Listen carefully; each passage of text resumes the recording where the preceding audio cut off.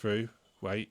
Yeah, we don't have to hit the button anymore, do we? That just No, goes. it should come straight through. Okay, so when these go up, I'm just going to hit the pause button on the. Oh, yeah, not on there. I'm going to hit the stop button on the screen. Yeah, don't pause the stream. So there that's you go, that. so I forgot. We got one for that. I can't check if the audio's No, it should come straight. Okay. That looks good. Yeah, we go. We are through. We are all on there. Look at those two ugly mugs. Yeah, look at those guns. Yeah.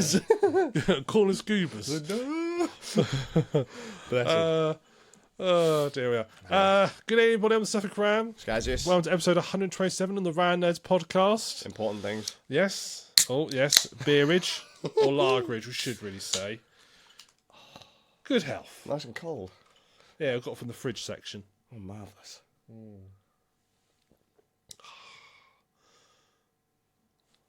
What you seem to be thinking, what is this strange thing in this can? It tastes lovely. Yummy. It's happiness in a can. Happiness in a can. Good times. Good times. Yes, good day, everybody. There we are. We're getting slightly distracted. Slightly distracted by beer. It doesn't take a lot to distract us. This is sort of, well, we're getting not many now for the year again.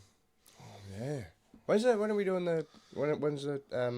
how many podcasts we got left? That's what I'm trying to say. After this one.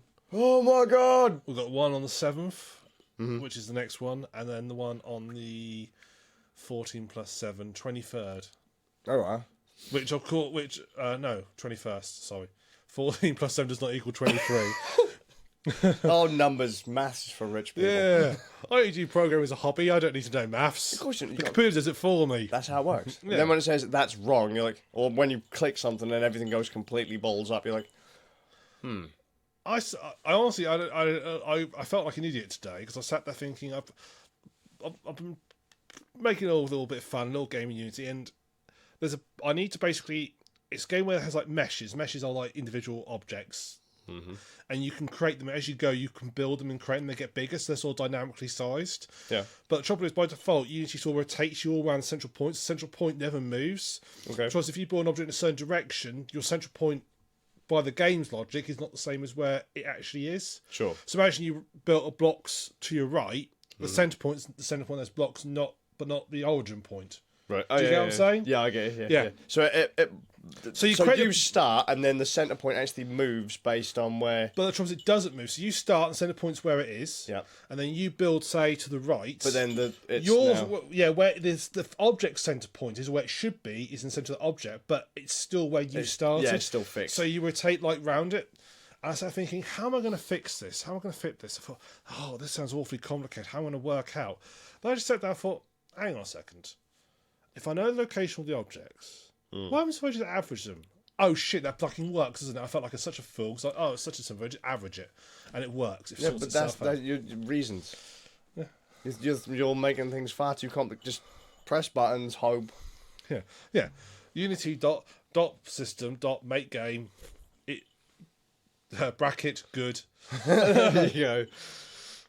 Just like nailed it. Yeah. That's all that works. So yeah, all fun and games. But I'm quite proud of it. So it's worked quite well. See, there you go. What made you choose Unity? Because I kept jumping off game engines. You do tend to jump. I mean, you I've weren't jumped using Kuo Unity game before, engines. I've used Unity for the last couple of years. I've jumped to Foo game engines. And, when we started the podcast, you weren't using Unity. I tried out Unity just after we started the podcast. Okay. I liked it. And to be fair, at the time, a lot of other game engines were all paid for. All the free ones were really shit. Whereas Unity was actually quite good and was free. No fair. So also it used C#. And he's thinking to himself, And I know C#. So being quite good and being free is always a bonus. It's like, and it uses C#, and I understand C# mostly. mostly. I look, because he says, I understand C# was the first thing he says, and then afterwards he's like, mostly. Yeah.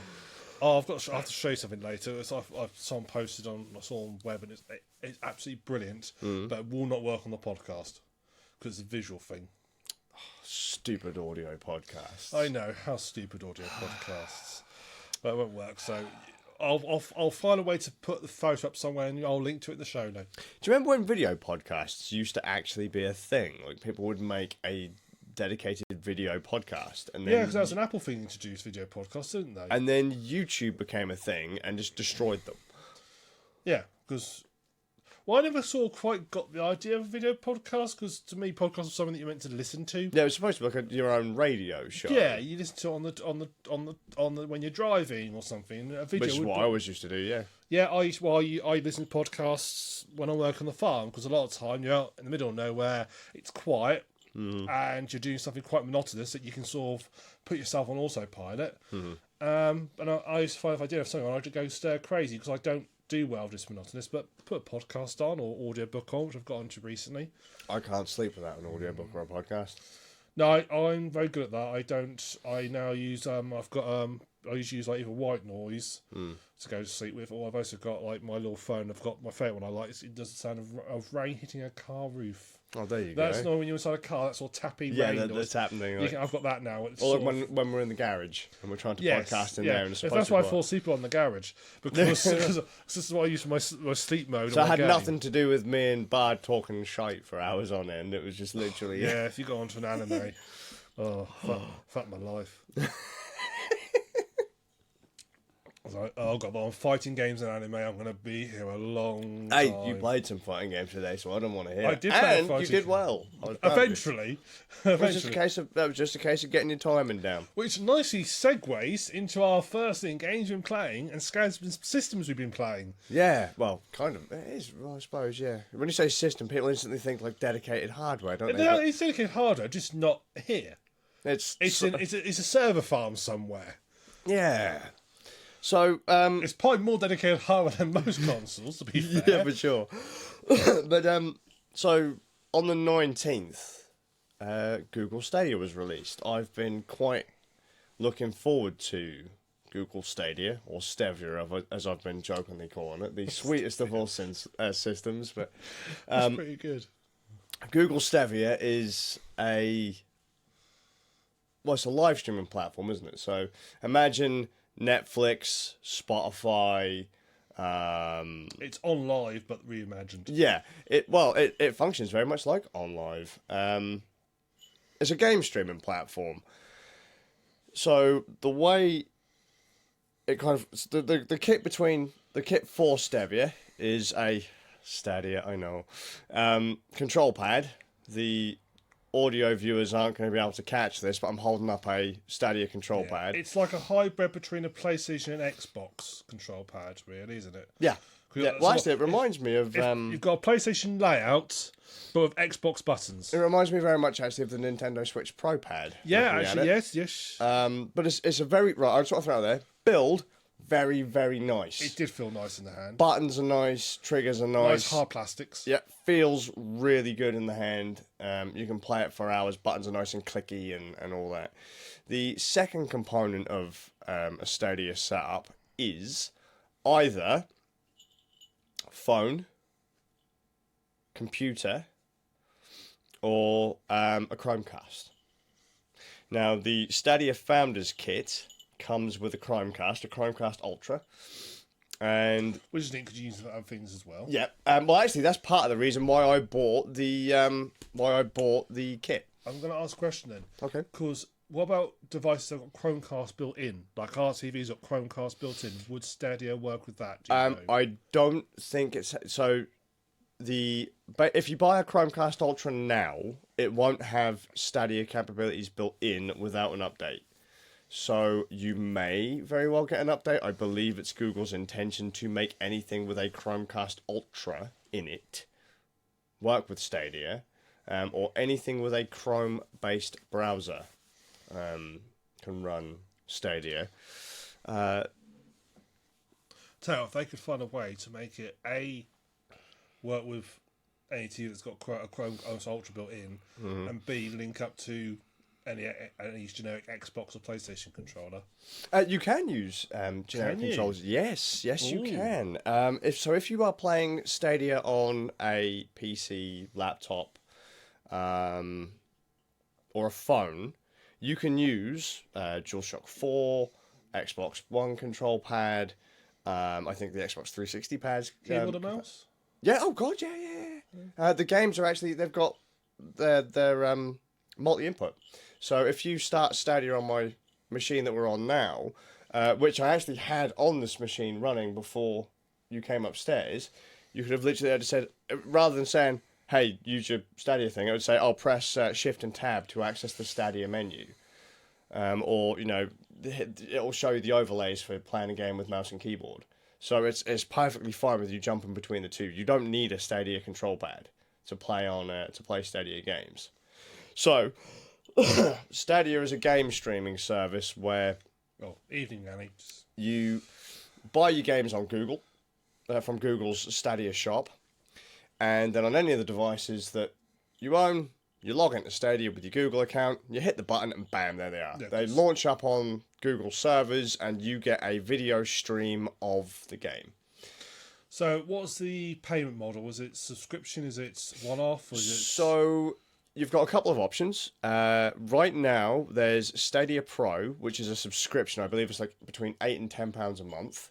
And what that gives you, from what I understand, one free game per month, discounts on the Stadia store, and the ability to play your games in up to 4K 60 frames per second. So basically, as long as you have access to an internet connection above 10 megs, and hardware with a Chrome browser on or whatever, you've got access to your games. Games can be purchased. You do not need to have the... So it runs through Chrome browser, not a standalone client? No, just Chrome browser. I mean, if because I've got Chrome on the machine right in front of me. If we go to Stadia... One second, I'm just going to wind RAM up. No one's going to be able to see this. Get ready, magic of Stadia. So if I hit that and then go... Oh, it's not going to let me go in, but because I'm on an incognito window. But you literally just go to stadia.google.com or stadia.com and it will let you into your Stadia account. Hang on, let me just see if I can... No, because I don't want to risk messing up the stream. Yeah, but basically, yeah, you just go to stadia.com. I mean, literally, I could go to your house, go to your computer, go open up Chrome, go to stadia.com, log in with my account, and I'm live. I'm in the game. I could then go, oh well, I want to go home, and I could just... Oh, let's say I'm playing a game on the TV on my Chromecast, and then the wife says, oh, I want to watch telly. Hit save on the game, exit the game on the telly, pull out my phone, hit the button, pair the control pad with the phone. I'm playing the game on my phone, exactly where I left off. If I want to, I could then come upstairs onto my PC, log into stadia.com, press the button, and play the game on my PC. You don't need a powerful PC because it is literally just a video feed of what the server is showing you. So a lot of people are complaining right now, you don't own a version of the game because it's all streamed, and if your internet doesn't work, then oh my god, what the hell? That's like most modern games. Yeah. Steam don't technically own the games. No. You own a license to which can be revoked. Mm-hmm. Although as far as I'm aware, they never have revoked a license. No. Well, I mean, let's say for example, then, and it probably won't happen. Let's say Valve go away, and they don't give you the ability to remove the DRM on all your games. After how long? That's usually a couple of weeks, isn't it? If you don't log on with Steam, you can't access your games anyway. Imagine playing a game like Destiny or World of Warcraft or whatever. Those games don't work without an internet connection either. So, playing on a console, if you've bought a digital game or a digital download, if you don't log into the service for a couple of weeks, you can't play. The games just don't work. So this is nothing totally hardcore. It's nothing super bizarre. Now, I understand that buying games at full price is going to hurt a little bit because you don't have even access to the data on your drive, and they do charge full price for games. I would hope they do what Steam does. So Steam will delist things in the Steam store if, say, they lose a license to the manufacturers to have on their game. But if you own if you've already paid it, you still have a license to it. So you can still download it again. I mean, I imagine there, but no one can see it. So when GTA Vice City had the issue with the music, It disappeared off Steam Store for a while. But if you already owned it, you can still. So I would imagine Stadia would do the same. Yeah. But then who knows, because Stadia's only been out for a couple of days. You know, people are like, So one of the other things I've heard is, oh my god, what was it like? So who is this service for? Is it for people who don't buy a console but can afford a $90 internet connection? Because they've got it into their heads that they need to have a super fast connection to run games on Stadia. You only need a 10 megabit connection to and let's be play honest, games on Stadia. If you play your games online anyway, like if you play games online anyway, even though the console's doing some of the work, there's still... multiplayer games are worse because there's lots of people all trying to synchronize and so forth. So, yes, your console's doing a lot more of the heavy lifting, but in some ways that's worse than a system where you're saying commands through. And then imagine... right, unless you live in the middle of a field, I don't know I anyone feel personally attacked by this. that doesn't have access to a 10 meg internet connection. I know people... the chap I work for, he wouldn't be able to have it because he's got satellite 2 meg. So But there you go. He's literally on a farm. Yeah. You know, but I have more than 10 megs. You have more than 10 megs. My nan has more than 10 megs. If you live in a town, or even if you live in a town or bigger, you're fine. Yeah. And in even most small villages, a lot of them now have fibre optic and so forth. Yes. Too. So, And I mean, 10 megs will It's give you really 720p, a 720p feed. which is good enough. Yeah, plenty good enough. It's reasonably smooth. You don't have to have a wired connection for it either. You know, and a $90 internet connection, Americans, what are you talking about? Yeah, but internet is so expensive over there. For that Well, I suppose, but even, you know, they don't need, you know, a gigabit connection or, you know, 100 meg or whatever. You need 10. I can understand it over there because because there's basically no competition. The companies charge what they feel like. It is mega expensive. I mean, the money they pay for, a basic connection is 3 or 4 times what we pay over here for really high-end connection. Okay, so then here's another problem that I hear people complain about. Oh, the lag is really bad. I've heard a few people complain about latency. You've been here. You've played it on Wi-Fi. How was it? It was fine. There you go. It was absolutely fine. I was playing a fighting game, and all the issues with the fighting game were me, not the system. Because I show you how to do some things, and I did them first try, and then I did them 500th try. Well, and on 2 of them, you did them within 3 tries, which I was very impressed by. Which was the perfect guard in Samurai Showdown. You'd got the timing down in 3 goes to do a perfect guard, which means that Stadia isn't a problem. No. And if I can do it first time twice, yes, on the 2 different tutorial stages, latency's not that big of a problem. There is a bit of latency. I mean, if a console's spitting at about 130 milliseconds, I'd say Stadia's probably banging out 170, maybe 200 tops. Yeah. But it's not so bad that you can't play the game.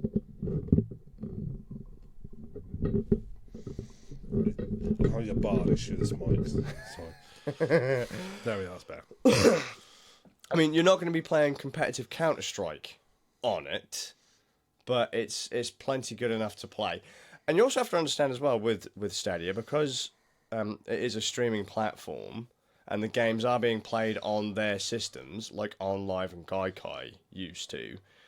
OnLive was great back in the day, and OnLive worked reasonably well as long as you had a semi-okay internet connection, like anything over 5 megs, I think OnLive used to work on. Although my connection at the time was absolutely garbage. Who owns OnLive? Someone must have bought them out. Sony. Sony bought OnLive, and they bought Gaikai, which was the other streaming service that I've used. Because if you'd said, Google bought them out, I've got, that doesn't surprise me. I have used all of the major streaming services for games so far, so I know what to expect. OnLive came out 8 years ago or so, maybe more than that.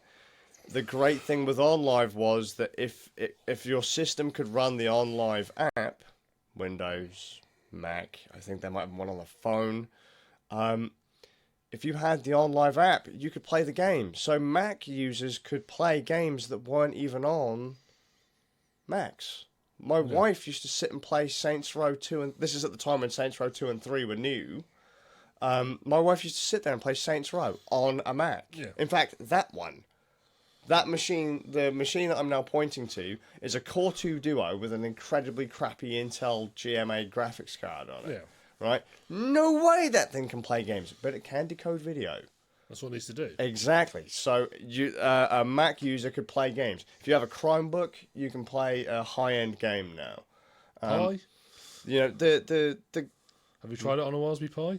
I have actually, and shamefully, the version of Chromium on the Pi isn't high enough to it's not new enough to be able to play it. But you know, you don't need a high-end gaming computer now to play games. I've got friends who bought Stadia, who play games on Linux, and they're like, "Well, I've never really had any interest in Destiny because we can't get it to run on Linux. But now I can just fire up my browser and bam, we can all get in and play Linux. And Destiny now has a crossplay feature, so you can transfer your characters between versions. So that's always a bonus. Some people have been saying, I've heard them saying, well, Cyberpunk's coming out soon, and that's coming out on Stadia. There's no way in hell my PC will be able to play Cyberpunk at a reasonable resolution and graphics quality, but Stadia will do it. Yeah. So I'll buy it on Stadia and play it there, because after the people who know what they're getting themselves into and understand how the technology works, they're not having they don't have many major beefs with it. Because we understand what it's going to do and how it's going to work. I've played on streaming services before, and Stadia is no different to me than OnLive. Just my connection's more stable. It allows me to play on my TV, it allows me to play on a crap laptop, it allows me to play on a phone. Which is the big thing that's changed probably since OnLive days, is actually that internet is now, Well, I would say internet in general is reliable. 5 meg back when OnLive came out was a good connection in the UK, and I had that through Virgin Cable. Now, the reason my internet connection was so jank was because of just Virgin's cable in Norwich City was awful at the time. Yeah. Absolutely awful. I mean, now, through Virgin, you can get like 300 megs for $30. Yeah. You know, so it'd be easy to play on Stadia. Admittedly, though, speed isn't the only factor. Stability of internet connection is the most important part, which is why I think maybe so many Americans are having trouble, because they are probably hundreds of miles away from the nearest Stadia data center. Yeah. If they are experiencing high latency and but then dropouts, you're quite far away from the Stadia data center. Well, yeah, I suppose maybe, but then we are assuming that we must have a branch somewhere nearby. The distance between a data center here. Google have a data center in Ireland, do they not? I don't know. I'm pretty sure it's with it, because I'm assuming Stadia's running at their data centers. I think my package shipped from somewhere in Scotland. Oh, that doesn't mean anything, does it? Just because that's part. No, I suppose. But then, even then, the distance from one side of the country to where we are isn't particularly huge compared to, say, in America, where we're like the bumfuck middle of nowhere. Yeah. We're like, I don't know, a couple of blocks in California. But if you understand... I suppose the question is, can you watch streaming services in Ultra HD? If the answer is yes, you're probably fine. And for anyone that says, "Oh, look at the lag, look at the graphics breaking up, look at the video quality going jank, this stuff is unplayable." Look at all of the debt, because the other thing was, it's going to cost us, you need a $90 internet connection because of all the bandwidth and that. Again, as you said, can you watch high definition Netflix or 4K Netflix? If the answer is yes, Stadia will be fine for you, because from what I've been told, Stadia scales with Netflix. Yeah. It's pretty much the same. And you're not telling me that most of these people who have any sort of, who are into gaming and so forth, probably already have those high-end interconnections, because if you play, I suppose if you play consoles but only single player, you don't necessarily need a high-end connection in that situation. But if you do multiplayer, imagine downloading updates without a high-end internet connection on a console. Yeah, but you could do it overnight. No, mate, no one does that. Well, you could. You could, but no one has the patience for that. I do, but then I leave a It's computer running all the time. the ultimate patience. You switch on, you go away and go to sleep, and it's like quick. Actually, it's, but like, it's like wait mode on a computer in Skyrim. Dude, don't say that to people. That means that people have to be realistic. I mean, when I used to say to people, have you ever, like, oh, I need a really fast computer so I can do my 4K rendering job, like, in 10 minutes. So have you ever heard of that wonderful time in the day when you go to sleep? Have you not heard of Adobe On-Call? You know, just go away. That's what I used to do. Just train up all the videos I want to render. Off I go. See the morning, PC. Yeah, that's it. Then just wander off and go and do something else. But people don't do that. Plan your time better. Yeah, random thing as well. For people who look at Stadia and look, oh look, dropped frames. Oh look, it's frozen for like of a second, like a split, like a frame, a couple of frames, just like I had a hitch. Don't tell me you play console games and PC games and have never experienced frame drops or bad frame pacing. Yeah. If you say to me, you play games and they're 100% smooth all of the time, you are talking shite. Yep. Because even the most powerful PCs on the planet still can't play games perfectly smoothly all the time. Yep. They always have that little stutter every now and again. And people are complaining about that on Stadia. Why would Stadia be any different? Oh, it's not perfect. It's not what Google promised. It's like, well, Google just promised that you could play a game in your browser. And it works. Yeah. And for me, it works, at least. I mean, it's not going to work for everybody. No, for sure.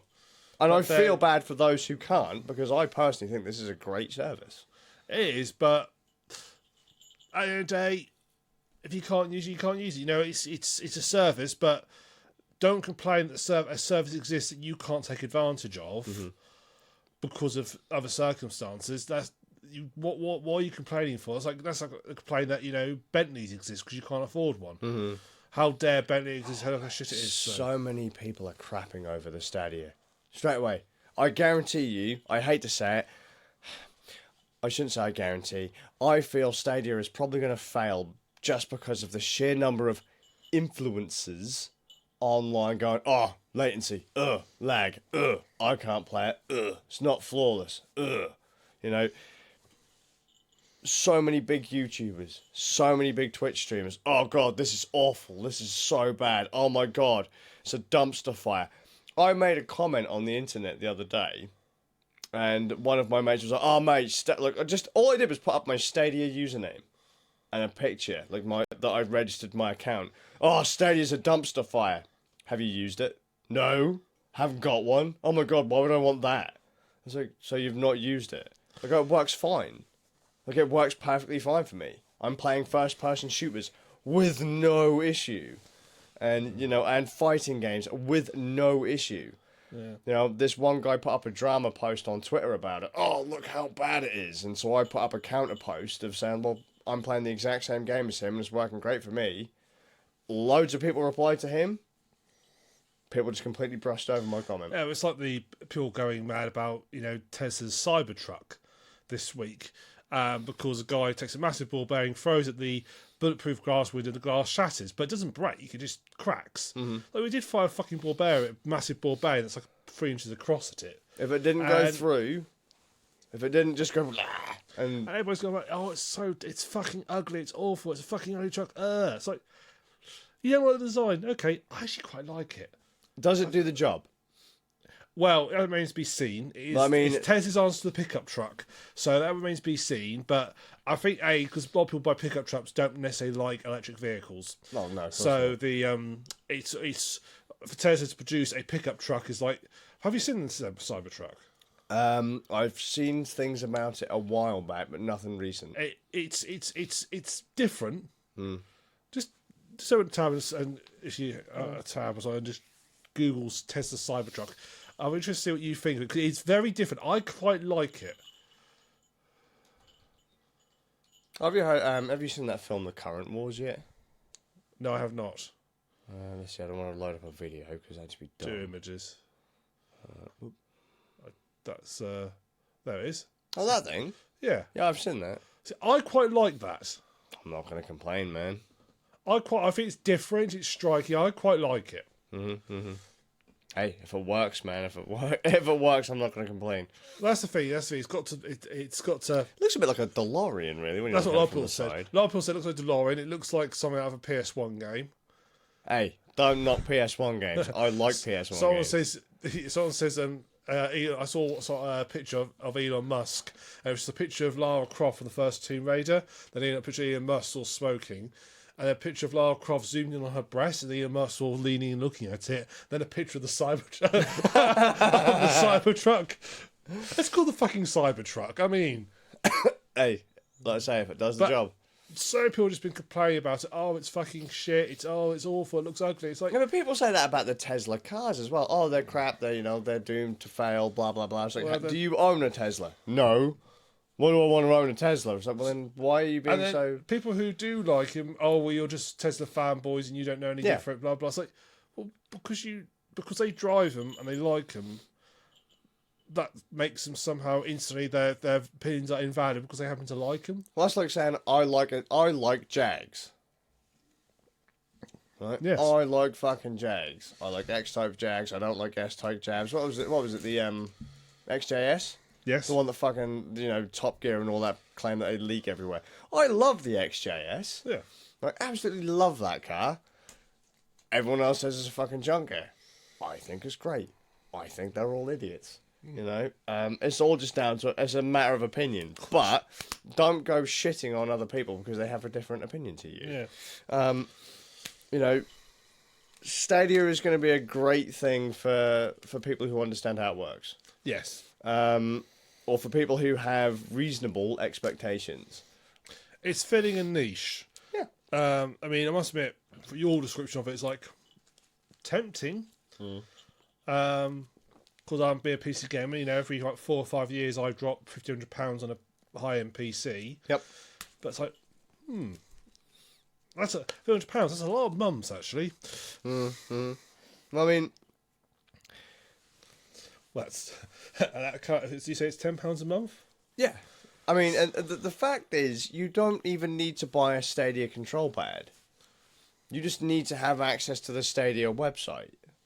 Yeah. So you don't have to buy any hardware at all. You could It's have a subscription. Yeah. Well, you don't even need the subscription because when Oh no, of course. because Stadia hasn't officially launched. This is just the founders setup. The official public launch is next year. Oh, Where really? basically you can just go there, sign in, and then you get access to the Stadia Basic, which is 1080p streaming of whatever game you buy. All you need then is a Google account and something with a Chrome browser on it. So you don't need to buy the Stadia controller. You don't need to have a Stadia compatible phone or a Chromecast Ultra. You just need to have a browser. What I think they actually need to do is put on their service 2 or 3 games. Don't have to be new games, but newish games that are completely free. That anyone can literally log in, create an account, and play. Yeah. And that I think would actually sell it to people. If they just create a game and play. See, I said to people what I recommended people do, which they can't obviously do until Stadia Base comes out, because I think you still need to have an activation code to get into Stadia right now. Which means you have to buy the hardware, the Founders Pack or the other pack. Now I can't remember what it's called. If they could just log in and subscribe to the Pro thing to get access to Destiny 2 and Samurai Showdown for a month, like just say they drop £8 to £10 for 1 month, have a go. If it works, great. It wouldn't surprise me if Google do a thing like Netflix does, where the first month is free. Yeah, well, why not? I mean, there is actually because that's how Netflix got me. First one was free, and I bought it, and I watched so much stuff, and I was like, "All right, this is worth it." Now, there are some, I understand some complaints about Stadia. So, right now, there's a headphone jack on the control pad. Apparently, the chat functions in the thing don't work yet. You can't buy Stadia games unless you use the phone app. Stadia settings are only available in the phone app right now. So, But what you've got to think about it, you're on the Founders Pack, so you're basically in the beta. yeah, well, that's it. But a phase lot of it. people are complaining about it. Yeah. Oh, well, hang on a minute. When the second it launched, you don't have access to the Google Assistant, even though Google Assistant is on the control pad. Hang on a minute. What do you mean I can't access screenshots through the browser? I have to go onto my phone. Look, You're you're beta tester basically at the moment. Google. I mean, yeah, because as soon as you leave a game, they come up with a survey. Was it any good? Was your experience any good? If it wasn't, what was wrong? Tell us how we can fix it. A lot of people just don't seem to get that. See, if they called it early access, people would be more forgiving. Because they call it the suppose. Founders Pack. But you're the early access player, you're the beta tester. You're there. You are their stress testers. Yeah. To see actually, because they can test all they want in their data centers, and they'll get fantastic results in data centers. But you're the guys out there who are going to actually try and see how it works in the real world. We've got janky hardware, janky connections, the worst Wi-Fi environment possible because, surrounded by all these different, hotspots and stuff. I understand some of the complaints, but some of them I just think are goddamn silly. Just really, really silly. The service itself is reasonable. I would like to see Stadia Pro give me access to like Xbox Game Pass, where they say like 100 games that I can play for, even if it's like really old stuff. Give me access to 100 games for £10-15 a month. So when is its actual official public launch at the moment? Has it confirmed the full date yet, or just next year? I don't know. I just think it's 2020, early 2020. So let's say they've got 4 to 6 months to sort some stuff out. It's doable. So you mentioned, is there anything in it at the moment that you think it's lacking or missing, or putting the other hat? What are the bad bits, or if you feel there's any bad bits? Okay, so bad bits. Right now, you can only play it on a Chromecast Ultra.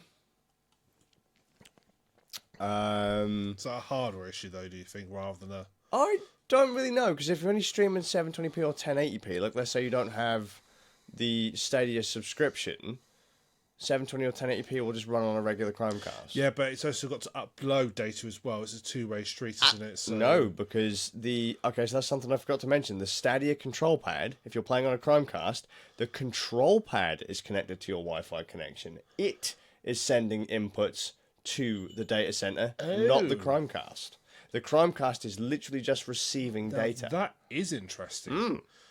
That is very interesting. I like it. It's neat. So actually, as long as your control's in range of the Wi-Fi, you can sit in your back garden and play it.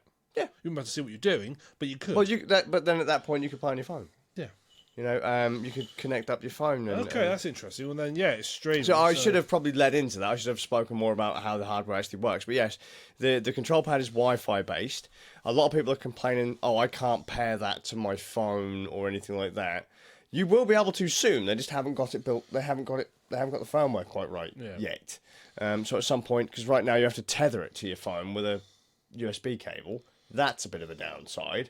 But they've said, come on next year, we'll have that sorted in a couple of firmware updates. Oh, so how's that tethered to iOS then? Because obviously you don't use it. Does it work for a Lightning connection? Just get a Lightning to USB adapter and then plug. Yeah, and then it'll work just fine. Because like right now, that's why there's a white USB cable on my floor. That's my Stadia controller cable for my computer, because I've been playing it on computers and the Chromecast and stuff. Other downsides, you can't access the store from the Stadia website, or that seems a bit weird. I will admit they're not being able to access it from the website. For now. That does, yeah. That seems like a bit weird to not have an iOS a phone client before web client. That does seem a bit odd. Yeah. But again, beta testing. I mean, you pair your control pad to the Chromecast using the phone app. So, I mean, because you pair the control pad to your account. yeah. And then setup was really easy. Everything seems really straightforward. There needs to be more games.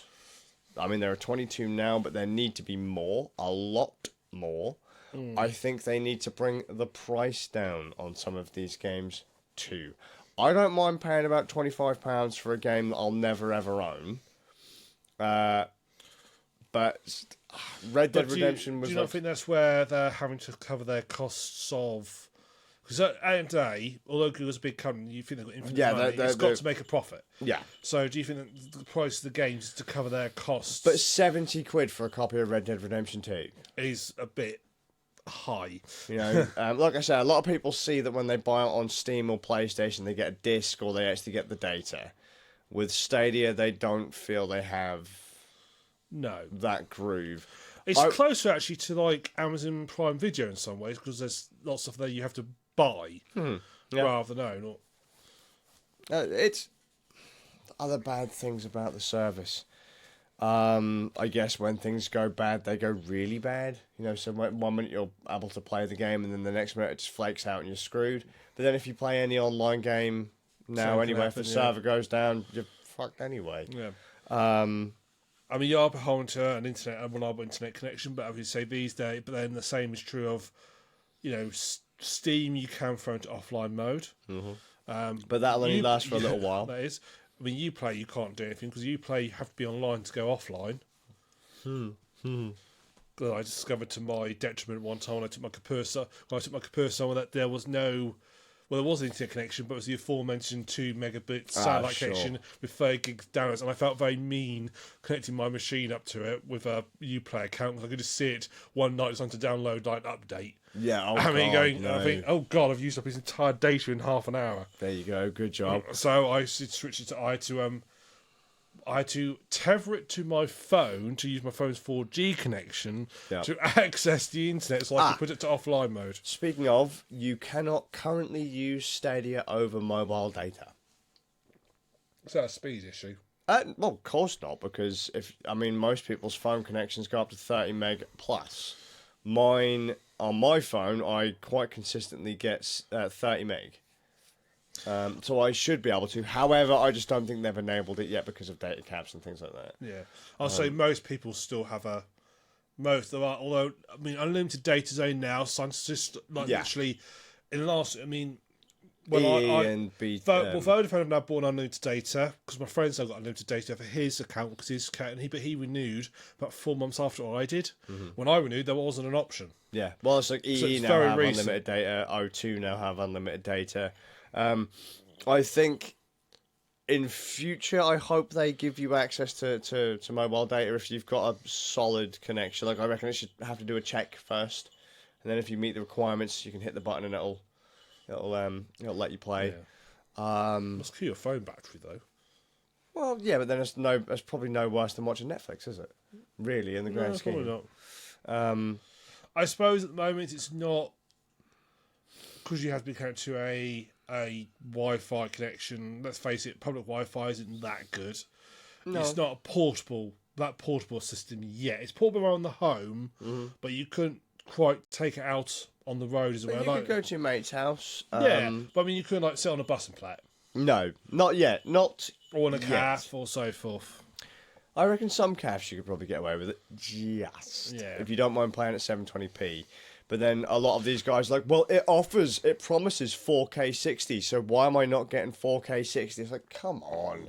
Your gaming PC at home can't even play at 4K 60, so shut up. You know, It can do 4K 60 if you have the download speed for it. which is apparently only 35 meg, which is about the same as Netflix. Well, that makes sense. It's Yeah. basically a video file, isn't it? Yeah. Let's be honest. Again, a lot of people they don't make that comparison. Yeah. Apparently Netflix and Stadia are completely different. It's an interactive movie. Yeah. Well, it is.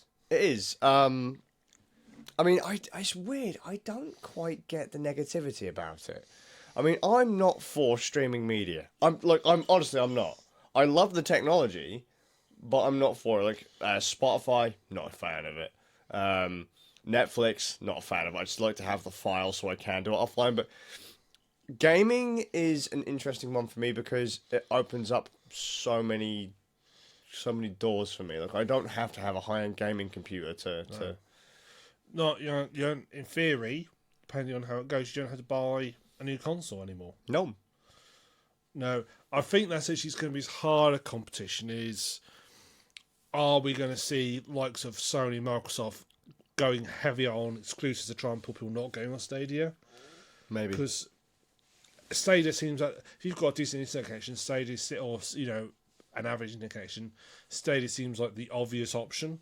And I wonder if you're going to see, well, people like someone saying, "Oh, you can't release a game on our console if you release it on Stadia." I mean, honestly, I think Stadia's biggest problem is going to be stupid people's opinions. The only thing is that Google's big enough they can weather the storm. Because what will happen But is look how quickly Google kill off products. yes and no. I mean Google Pages lasted for a long time, even after it was well dead. I mean, the only thing got around to killing off this year. Google Plus. That's it. Plus, that's the one I meant. Google Plus. Google Plus. That lasted a long time. Google Reader. I went away. I think Google they do kill off things. I hope that because they put hardware in this. I do think they give them a phone. I know they've spent a lot developing it. I think Google. There are people. Let's face it. I think there's probably a lot of people. There's people at Google who've had the same thought process we're having, and have gone. People are not going to like it, but it's okay. Weather the storm, and word will get around. And people will pick it up. Yeah, I mean, I like it. I mean, I've put more money into Stadia than most, right off the bat, because I had faith in OnLive. OnLive was great. We had a Mac in the house, and my wife was playing non-Mac games on a Mac. To me, that was absolutely brilliant. So, and I supported OnLive until the very end. We had a subscription to OnLive. I had OnLive hardware. My son still recognises the OnLive logo. My eldest son, he absolutely loved OnLive. It was a console he couldn't break. Yeah. There was nothing to break. Stadia, I already own 2 control pads and I bought a stack of games off the store. Yeah. Right off the bat. I want to see this kind of technology succeed. I don't think it's a rip-off. A lot of people are saying, oh, it's a rip-off, because they get this crazy idea that you need to have the Stadia subscription to play. You don't. That's just for 4K. Or resolutions over 1080p. And come on, Xbox Gold Live membership. Yeah, you got to pay for Xbox Live membership. You've got to pay for PlayStation membership. You've got to pay to play online on Nintendo. If you pay for those, then frankly, you can't really complain about Stadia charging. Nope, it's true. I mean, if you pay for a Spotify account, if you pay for Spotify Premium, which is like £10 a month, fuck me, what is your problem? Yeah. Like, at this point, this is where I lose my rag. How much is a Netflix account? It's now $8.99 a month. $8.99. That's less than Spotify. It costs a shit ton more to make a film than it does to make an album. I have most of the equipment to make an album in my fucking house. Yeah. And it doesn't cost anywhere near as much as even a camera that you would use to make a fucking Hollywood film. Does Spotify allow multiple users at the same time? No, not unless you buy the family plan, which is £14 a month. See, Netflix on that, you get 2 users at the same time. Yeah, not on Spotify. How does Stadia work? Can you have multiple users on that? Or is it one... So far, it's 1 user per account. And there's no option to have like a more expensive account with multiple users. No, but then you got to think by the time it comes out, Stadia is not going to cost any money to have an account. Although I've not tried to get anyone else to connect. And people are complaining because Stadia offered a Buddy Pass when it was first announced, and the Buddy Pass isn't available yet. Which is, let's say for example, you don't have a Stadia account because you haven't bought a control pad or anything, the Stadia Founders Kit. The Buddy Pass, I could give you the pass and you'd have 3 months of Stadia Premium, so you could just log in and connect up with an Xbox pad or your mouse and keyboard or whatever and have 3 months of Pro like that. People complained about that, but when it goes to base, all you have to do is buy the game. Just buy the fucking game. It's not that big of a deal. And again, if you're a console gamer, games are expensive for you anyway. Mm-hmm. £60 for a console game is not unheard of. Nope, it's true. Well, like Red Dead, I assume what was the price of Red Dead, the NBA game, and that. Those are the prices of them on the fucking console, like £70 odd. Yeah. All the different tiers, they are the same price as what they are on the console. And I'll be honest with you, if I'm given the option of buying it on the console or Stadia, I'll probably pick Stadia just because I can play it on more devices in more places. You know, if I feel like going out one day and I find a place with a reasonable internet connection, I can just connect up my phone or pull a Chromecast out of my bag than a gaming laptop. Do you know how many times I thought to myself, you know what, I'm going out, I'm not going to be near my home for a couple of days, I'm going to have to take my gaming laptop if I want to play anything. Now, it doesn't matter what computer I take with me, because as long as I've got an internet connection, which I would have probably needed to play online and stream, because I stream every day anyway, as long as I have access to a connection, even my shittiest of shite work laptop can still play Destiny 2. Yeah. You know, I can still play. I will still be able to play Cyberpunk when it comes out in the highest quality. All right, it won't be tack sharp like it'll be on a high-end gaming PC, but it'll still probably look better than it will do on console. Yeah. And That that's what's going to sort of keep, at least the short term. It's going to will keep PC, game machines and so forth going. Will be the fact that will be better quality. Mm-hmm. That'll keep them going short term. It is going to be interesting to see where we are in 5 years' time. Yeah, I hope Stadia survives, but just because of all of the influencers out there, I think they might have a bit of a hard one. Yeah, but Because I think we very much overestimate the power of influencers. The trouble is, though, like I said to you, one of my friends instantly said it was a dumpster fire, never used it. I was live, and people came into me and said, Stadia's shit. It's like, oh my god, the lag and blah, blah, blah. And it's like, I'm playing this on Stadia. And they're like, oh, this is really Stadia? I was like, yeah, it's playing fine for me. I don't know where the hell you've got the idea that it doesn't work, because it does. And streaming has... My history with streaming services for games, on live, the day it came out, the day it had public launch, I was there. And it worked fine. If my internet connection was stable, games were fine. My wife played tons of games on live. So did my sons. I first played Warhammer 40k Space Marine on live. And I played a hell of a lot of it. And I enjoyed it so much I bought the game on 3 different platforms after that. Gaikai. I first played Gaikai was the browser-based streaming service. I beta tested Gaikai, which was eventually bought by Sony and turned into PlayStation Now. I first played Dead Island on Gaikai. I couldn't tell the difference between playing Gaikai on my PC, playing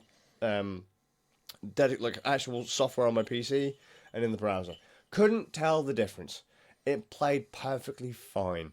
PlayStation Now, yeah, alright, there's some issues here and there, but you can still play the games. The games are still playable. Stadia is no different.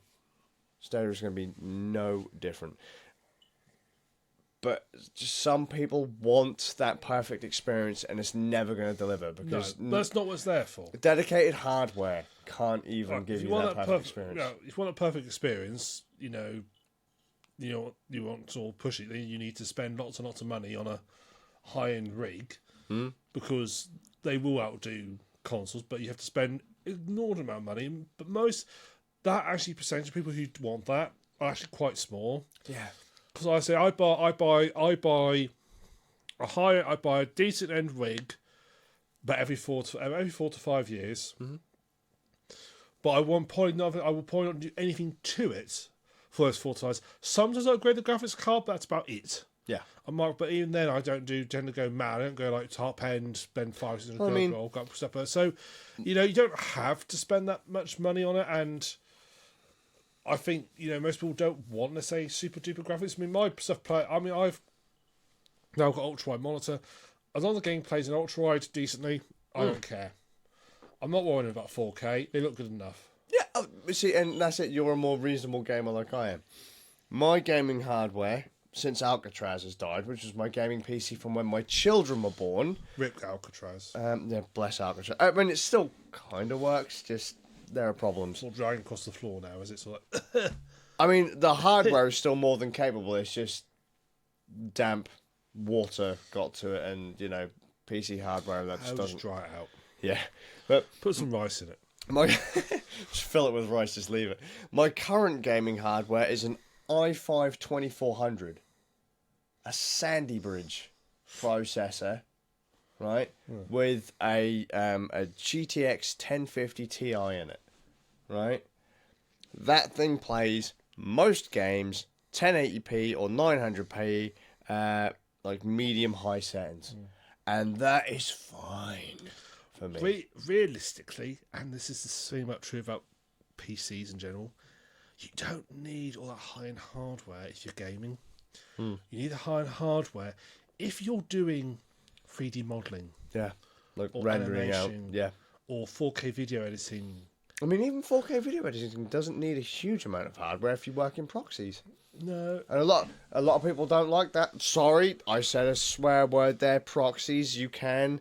The idea being that you create proxies, you edit your proxies, and then when you render, you swap out to the full 4K footage, and then you wander off and have a cup of coffee, have a wank, do whatever it is you do when you're not watching. Wank.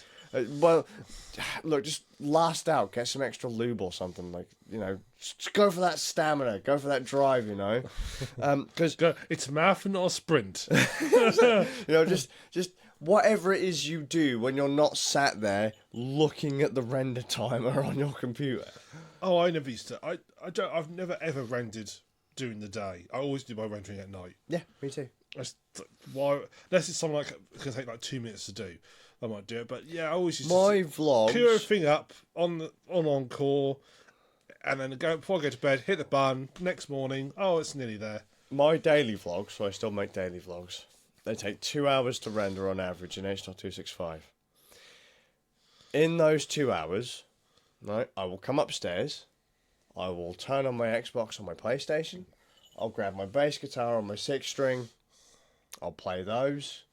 I'll go make a cup of tea, have some breakfast, take the dog out for a walk, get the little things that I need to do around the house done, do the washing, do the dishes, and I look at my timer. Oh, render's complete. It's done now. It's amazing, that. It's called time management. Yeah, Sort it out. That's actually a bonus to Stadia, really, isn't parallel processing. it? Fucking parallel processing, IRL parallels. Oh yeah. Stadia, no updates, obviously, and technically no downloading of the game. Like, you don't have to wait to download the game. No, of course not. You just literally press the button and go. Yeah. So, you lose all that hassle. I think it's an alright service. It's not perfect. It's never going to be perfect, but then you're not going to get perfect even if you did buy a really super high-end computer like what we mentioned. Because even those will have frame pacing issues because the software won't be optimized properly. Yeah, there'll be a moment where something along the line, they'll have a little CPU panic and it'll misrender something. Like in Windows Defender will fire up in the background and all of a sudden your frame rate shits the Windows bed. will fire up in the background. Yeah, so it's like, oh, well, I'm going to do something now. No, Windows, you're not. I'm playing a game. I'm going to install this update. Yeah, I'm going to restart now so we can install this update. No, Windows, don't install the update. Screw you. I'm updating. Goodbye. I swear there was something about that happened. There was a Tekken 7 tournament, and either the machines blue screened or the machines restarted to install updates in the middle of a fighting game tournament. It's just like, good job, Windows. Yeah. Good job. I saw, because I'm on this app, I've subscribed to many subreddits, and I'm subscribed to the elevator subreddit. Someone posted a picture on there of an elevator controller that ran on Windows 10 that decided to do an update. And they said, well, this elevator's not moving for a little while. We'll just leave this for we'll now. just leave this now. That won't be doing anything for a wee while. Why updates? Leave the out of order tag outside. I thought, well, I suppose it could be worse on one, but at the time. Can you imagine that? Oh, no. Stop halfway between floors. What's the problem? Oh, Windows is updating. My new horror. And so I was going to say, why is Windows... What? So yeah, once upon a time it used to be mechanical. Just now we've got a smart elevator. It's program-based. We say, hey, okay, Google, fucking send me to floor 16 or send me to the death door floor so I can go and repair some stuff. I need to take out. I need to do some technomancy. Did you do that? Did you do the thing? Did you No, try? but I did. Guess what happened? Who came to our store this week? Oh, go on. A lift engineer to look at our lift. You have a lift? Yes, we have a lift Where? in the corner of the store. How do you think we get upstairs for people who? How do we get upstairs? You have an upstairs? We have an upstairs. They have an upstairs. We have an upstairs. We got a whole. It's called the gallery. I'm gonna have to go just to check this out. Yeah, and he came in. I just said to him, right, your lift engineer. He goes, yeah. I said, good, right. I've got questions. I've got questions. I said, because I've been watching lots of YouTube videos on lifts. How do you? I said to him about, we discussed. If you weren't listening to the last podcast, we discussed machine with lifts, where you have the motor at the top of the shaft, and I said, what happens if the motor breaks down, the lift's at the bottom? I said, what do you do? He goes, they build scaffolding from the bottom up. Yeah, reasonable. And I thought, oh yeah. You know when you feel stupid after asking a question? Yeah. He says, yeah, I could tell you a story actually. He said, we had one of our engineers who was a lift engineer, so he wasn't actually fully on. He was a lift engineer, Well, so was he a said, pancake there? He's not a full on lift engineer. He's like more maintenance. Okay. He said what, and he said the engineer was, and the way they test the brakes, they deliberately cause it to, because the brakes are they have what they call governors, and as the lift comes out, if it comes too fast, these centrifugal brakes push it out and lock it in place, and to release them, you go up and they unlock. So you have to go up to release. Okay. Sure. So it can't drop down, but it has, but when it goes back up, it automatically releases itself. Okay. Well, one of their engineers, you meant to do the test at the bottom of the shaft. And one of the engineers didn't. He did it right towards the top. And he dropped it down and it came down. He then went back, decided to go back up to release it. And as he went back up, they wouldn't release. And he's at the top of the shaft, they won't release. And at that point, they can't go down. Yeah, they're going to go up. So they had then pay a company to come in to build scaffolding from the bottom all the way up to underneath the lift cab to then undo the lift cab to open it and release the brakes. Oh! And he said that cost him £17,000. Oh, that's a mistake. Oh, I don't want to He doesn't explain work that. for the company anymore. I understand why. Yeah. So now you know. Now you know. But yeah, it was great. I was just telling him for about 10 minutes about all the various. It's like, how do they do this? How do they do that? Why do they do this? And then you think to yourself, that's actually quite logical. I feel like such a Burke. Yeah, I do. It's like, oh yeah, of course you just build scaffolding up, wouldn't you? If I had a quid for every time I felt like a Burke this week, I'd be quite rich. Yeah. Quite rich. But yeah, Google Stadia, I just want to throw out there, it's an alright service. Please don't let influencers fuck up your opinion on it. Try it first. If you think it's bad now, just wait until Stadia Base comes out, which is the free one, which I assume you can just sign up to use. Just buy a cheap game. Tomb Raider was £8. Yeah. Have a go. If it works for you, great. If it doesn't, you're down £8. I personally think it's alright. I've played it every day since I got it. Cool. So, and I've bought several games on it. I bought 2 control pads for it. I want to see it succeed. I'm not into streaming services, but game streaming I think is Neat.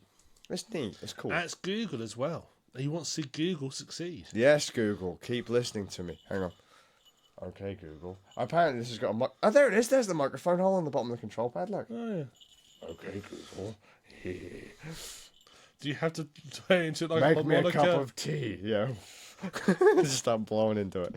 But yeah, I mean, I just Well, you got Google Home, so at some point you can say to your Google Home, "Hey Google, load up Yeah. Tomb Raider on the PC for me." fuck. That'd be hilarious if that actually worked. I mean, Oh, that will come at some point. Google won't have invested so much money in like smart home stuff and kind of, I guess, smart tech. I mean, this is the next step, I guess. It's cool technology, and I mean, if you're complaining about having to spend a couple bucks for Stadia stuff, just think, if you're on a music streaming service, you are spending a small fortune compared to Netflix and Stadia, which, in the grand scheme, it costs more to produce that stuff. it? Yeah. £10 for Google Music or Amazon Music or whatever. It doesn't cost anything to... Look at all the people now who produce albums at home. Yeah. and they are studio quality albums at home. Why are we paying £10 for a music subscription when, it's probably only worth £5 at best? And that's not to downplay music because I'm a musician. Well, my let's face friend's it, a most of musician. them go to musicians anyway. No, it doesn't. Spotify play peanuts to their musicians, so Well, it's not so bad if they're paying peanuts and you own the masters. If you were the one that recorded it at home and it cost you, say, $200 to make the album because you've got all the equipment at home and you know how to master an album, which it's not that hard. I mean, it can be depending on the hardware you're using and the kind of groove you want to go for. But let's be fair, most albums these days suck ass, and it's not that hard. If you only paid a couple $100, even pennies from Spotify and stuff is better than a kick in the bollocks. And if you're not having to split that between, say, it's kind of like a YouTube network, really. Imagine you have they give you a cut, like let's say it's like 60-40 or whatever, and then you have to split your 60% with another person, like the record label or whoever. That's when things start to become a bit of a ball ache. Yeah. If you own your masters and you're not having to split your cut any further, it's probably not that bad. no. But still, for $10 a month,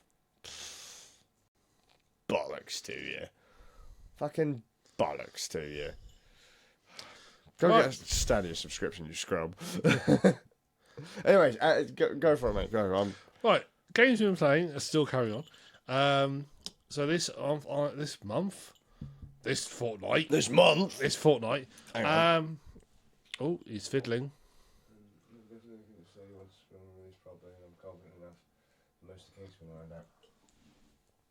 And he says that he will get Stadia at some point when it's not shit. That's not what he said. No, But, we're paraphrasing there. He was a lot more polite about it and reasonable about it as well. unlike most people on the internet. I've been playing Hitman 2, but not Hitman 2, new Hitman 2. Okay, yeah. Because we had Hitman release, which was not Hitman, it was like Hitman 5. Yeah. This The is reboot. The reboot. This is Hitman 2, which is like Hitman 6. When did that come out? Last year. Oh, so that's what Chris was playing recently. Because I saw it and I saw Hitman 2 and I was like, oh, he's playing the really old classic Hitman that used to be on the old Xbox. And I was like, no. New Hitman. Okay. Lesson learned. Right, so how is it? What's It's it? good. It plays just like Hitman 1. Well, I actually think it's neat because when you buy Hitman 2, because for complicated reasons, the developers of Hitman 2 sort of moved away from the previous publisher of Hitman 1, but still had access to all the original levels, which means Hitman 2 has got all the levels from Hitman 1 in it. Oh. So you don't need to. If you ain't got Hitman 1, don't bother, buy Hitman 2. Because it's got all the levels from Hitman 1 in it. But the story will be... You'll miss the story, though, right? No stories all there, all the cutscenes, everything's there. Wait, in Hitman 2? Hitman 2's got all of Hitman's 1 stuff in it. Wait, even the missions that other players make, or is that I don't know about that. Well, I think you can still create contacts and stuff for them. okay? But yeah, so if Otherwise, fuck Hitman 1. you don't need it. You don't need Hitman 1. Okay. Hitman 2's got it all in it. I think I have Hitman 1 because I think that was on Linux. Oh yeah. Come on, but yeah. So Hitman 2, You get to dress up as a mailman and garrote someone. So you get there's lots of things, yeah. But yeah, you are I dressed up as Florida man. But yeah, Hitman 1, it's a stealth game, sort of disguise game. No, I You consider play it a it- puzzle game.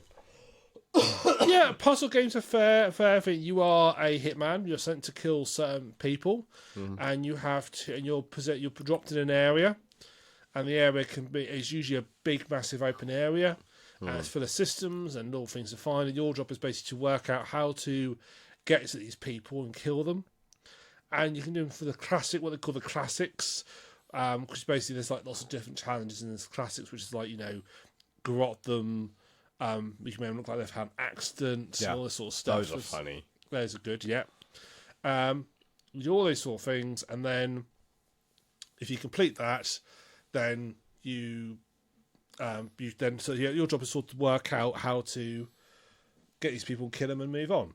I say it's more like a puzzle game and so forth. Mm-hmm.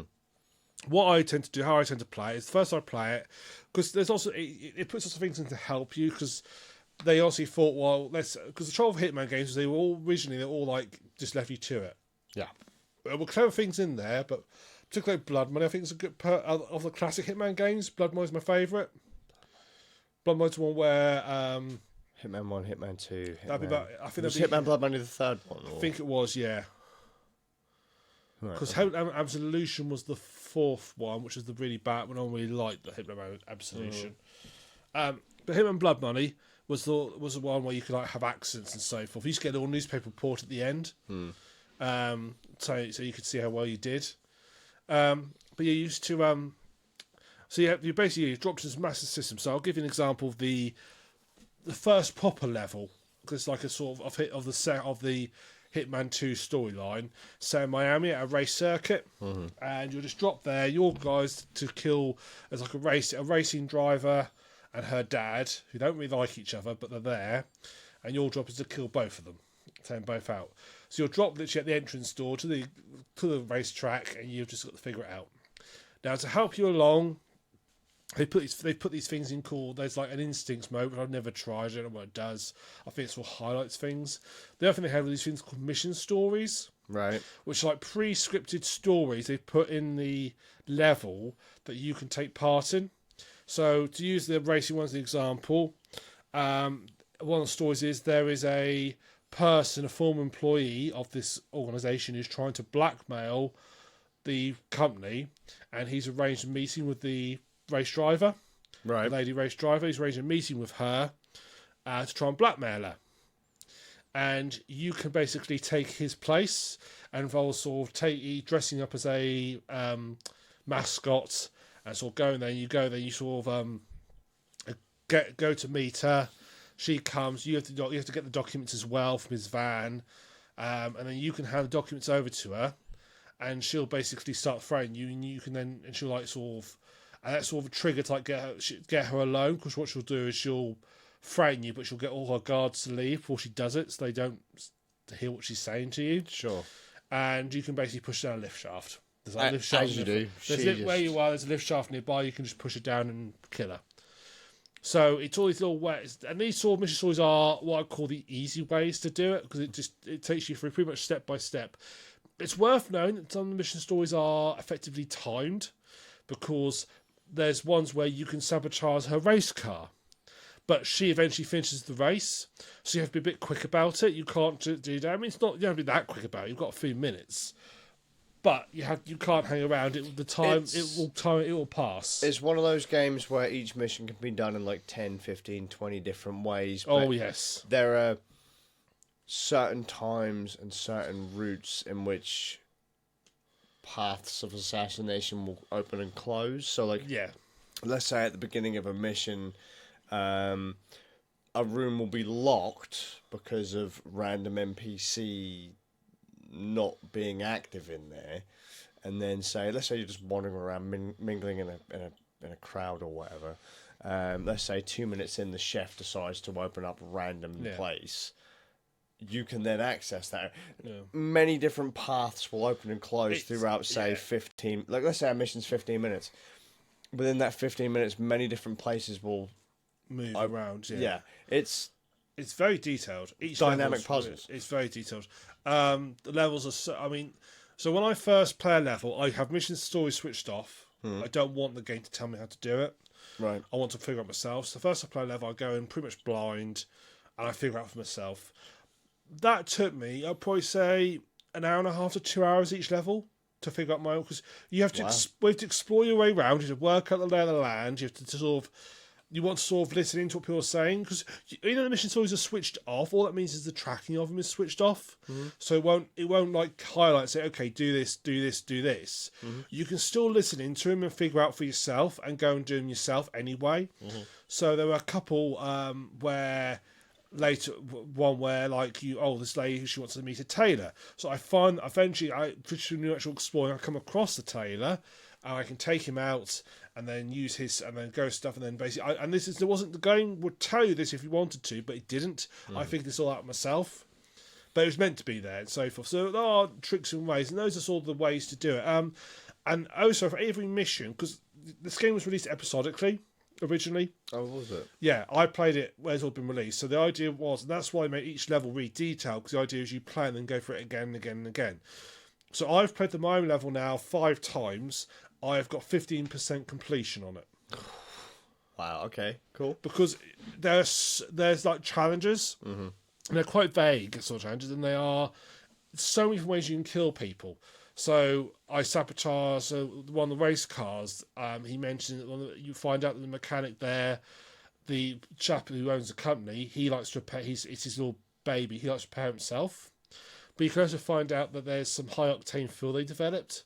So basically, I sabotage the race car, and then I put the fuel into it as well. So as he's sitting there and he's trying to repair it, the fuel goes off and basically incinerates him, basically. Oh, marvellous. And that was something that was... and that's sort of one of the possible ways to kill him, but there's lots of other different ways to kill him. You know, it's like, oh, kill him by doing this, kill him by doing this. Drown him in the toilet, drop a chandelier on his head. Well, the basic set of ways that you can kill him however you want. You then have situations where, okay, you now need to unlock what they call the classics way. So the classics is, you mustn't change out of your suit. What was that? No, that's different. So I tell a lie, that's not true.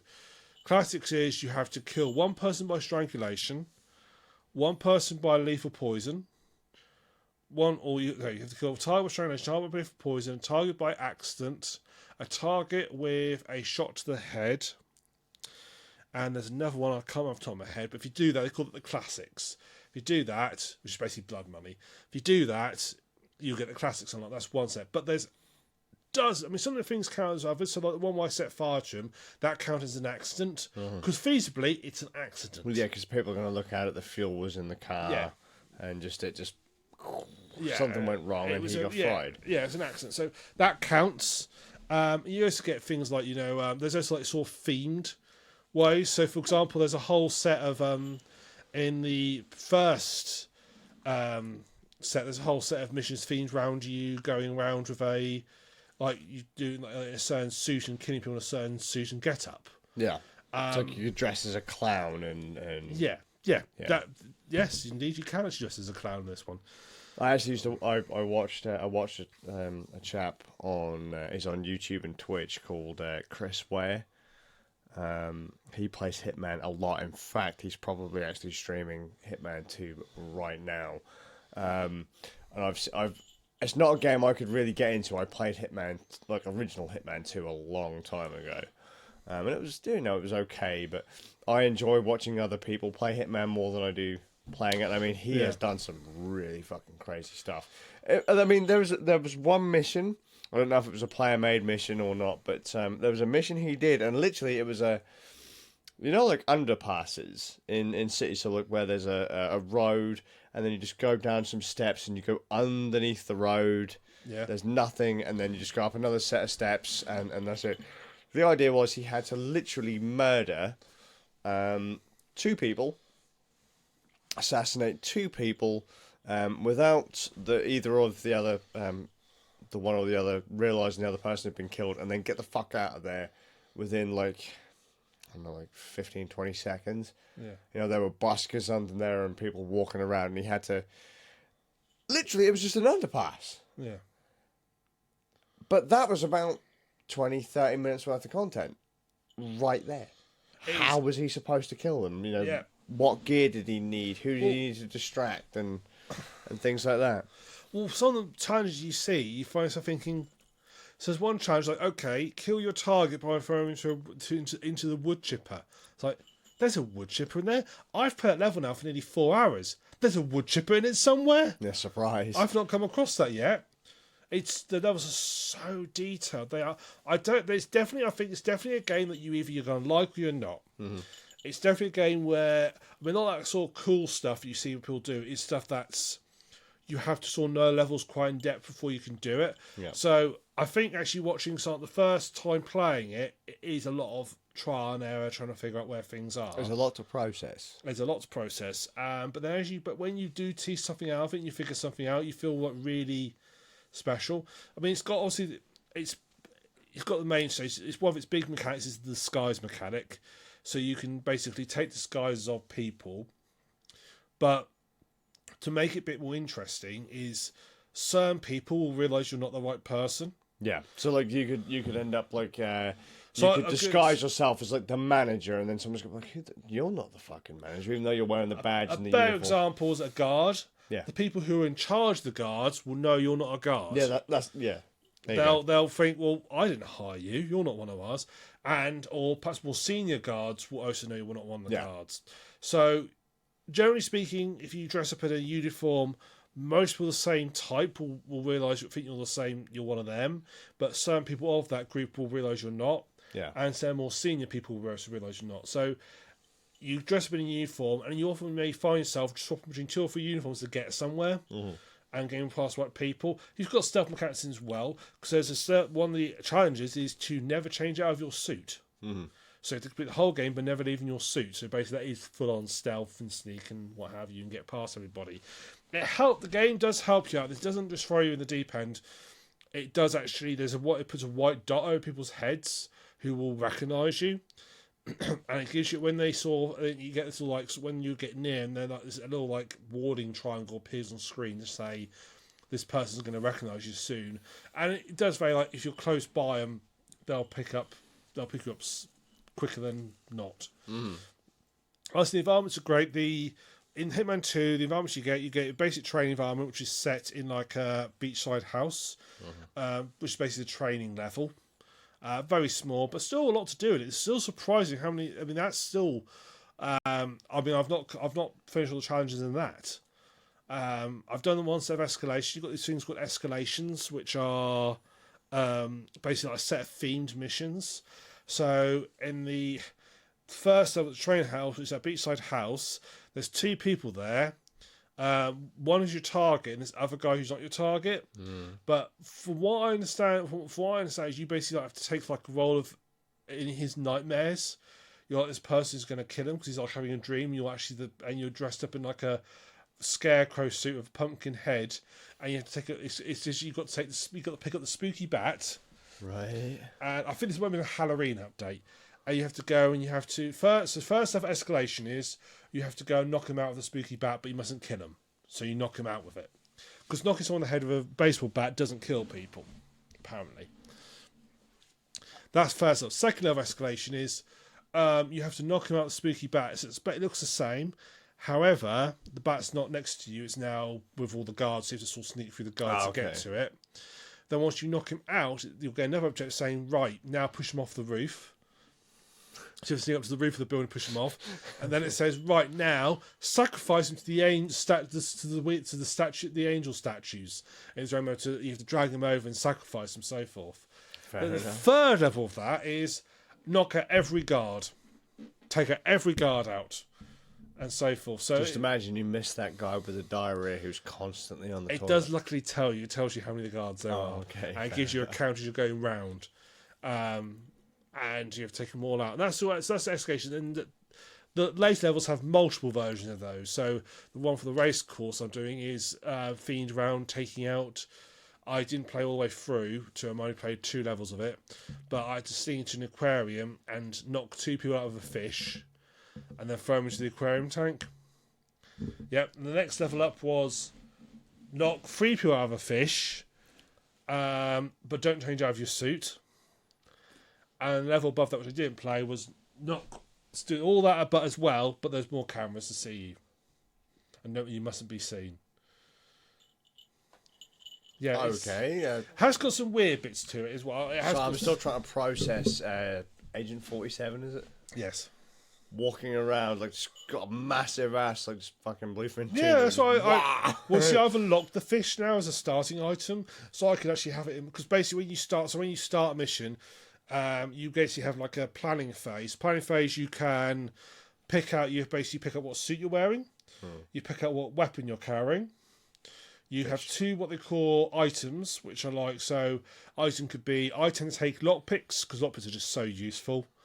Lockpicks and coins. You throw coins to distract people. There's fibre wire in there. There's bat nunchucks as well. You can get later on as well. Right. Yeah, there's lots of stuff like that. You can also pick as you. Every area has what they call mastery level, which as you sort of do more stuff in it, you basically so you have like levels for your character for your online presence, and you have levels of mastery, which is like your how far along you've got unlocking this zone, and as you unlock level high mastery, you'll get more weapons, you'll get more starting locations, and some of the starting locations will give you a uniform as well. So you might be able to. So, for example, Miami, I've now looked at a starting location. I can start where all the food stores are, wearing a chef's unit, wearing a food store uniform, which will give me access to other areas, which I would normally I'd have to knock someone out to get that. I can do it straight away now. Sure. You can also unlock what they call ICA drop-offs, who are the company who run you. You can unlock these drop-offs so that you can say, okay, they can smuggle an item into a bin in this location, and you pick the location, you pick the item, and you pick you pick the location, you pick the item. You can only have one sort of smuggled in bit, but you can pick up pretty much whatever you want. Okay. So that basically allows you to get an extra piece of equipment in. So you might as well plan and go, okay, well, I'm going to be starting on the near the dolphin fountain. And I'm right near the sort of main building. I want them smuggling something to that main building. So I literally walk straight in there, pick it up, and I'm done. Okay. So you get all this sort of extra options as you go. I mean, it's so fucking detailed. It's just insane the amount of details and options and so forth. And I've played now for nearly. I've played all the levels through. I've played nearly 20 hours, and I don't think, apart from Miami, I think the hardest most levels I'm on about 5% explored. Wow. Yeah, it is so maybe 8% on some of them. It's so detailed. So the levels you get, you've got beachside house. You've got Miami, which is set a race course. You've then got one which is set in like this South American village with a chateau in it. You have to sort of sneak around. There's like one set in like the sort of slums in India. I think it is like sort of like the slummy area of India. As you do. There's one where you're at like a sort of like castle place. Oh, one which is quite cool, which is you're set in the suburbs in America.